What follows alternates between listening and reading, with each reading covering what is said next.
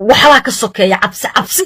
kaamiradan ba anigu hadda ka baqaa markaan wajigiisa arko labada telefoon ba asaa qabanayo laba telefoon ay haysataa mid oo ay ku isticmaasho Facebook iyo mid local ah hadii la soo ofiskana amar ay ka qaadanay ma qaban karaa please telefoonkan ay dhahay ka waran idin xulug xulo jamiisle oo hoos u bax ah oo saa aragteen u eg oo sixiroola ah hadii farxiifiska ka waran ay telefoonkayga ma qaban karaa ay leedahay ka warama bawarkaas muxuu yahay bawarkaas marka waxa waaye fiska insha Allah ilaahay wandhay waa ka soo furfura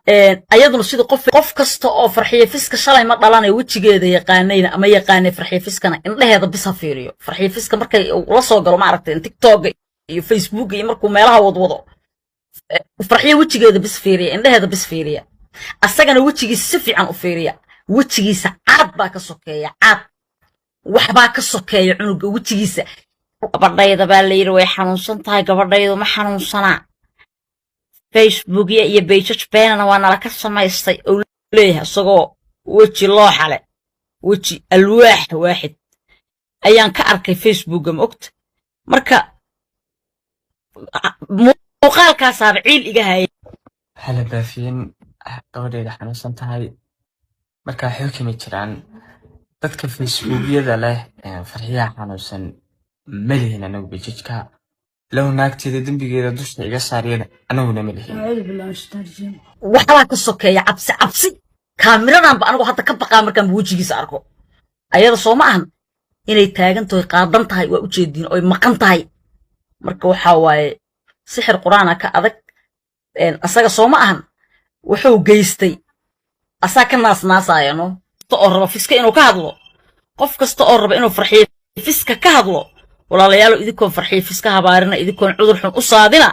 runta ka hadla farxiyo waa taagan tahay waa sixran tahay cunugu geedaynta uu yaqaanaa marka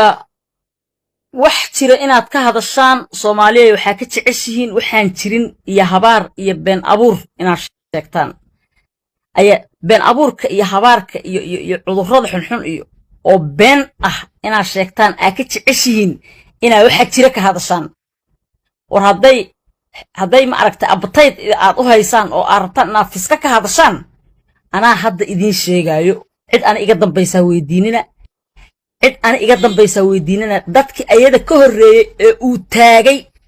oo ma aragtay ilaahay ka soo badbaadiya aniga ila soo xiriireen ayaan hore anigoo iskaga aamusay because familkayga igu dhahan intaas ka badan farxiyo ma aragtay faraha ka qaad walaashaa waaye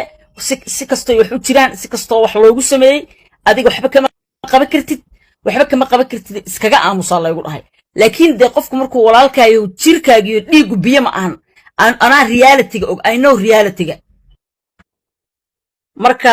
akhbaarta ninkaas aniga ayadoo tafatiran oo dhameystiran afarta layga saaray meeshan ku yaabayaan fadhiya aniga waxa sixirka la dhaho horta ilaahan ka magan galnay waxna sixir iyo waxna taagana ilaahan ka magan galnay qof walbo adkaar la'aan isku bixin haddana waa idin sheegaya qof bili aadan ah isku aaminina dadka aad la enjoy gareynaysaan iyo dadka baranaysaan ka fiirsada waxaan idin sheegayaa Soomaalida farxiyo fiska la yaaban ama ku mashquulsan akhbaarteeda aniga iyo familkeedaba waa ka dheregsanahay waxa jiro waa ognahay ninkaas inuu ma aragtay geedaynta yaqaano adeegtay waa ognahay marka de waa inta uu haysan karo oo ma aragtay uu farxiyo ay u taagnaan karto waa iska waqti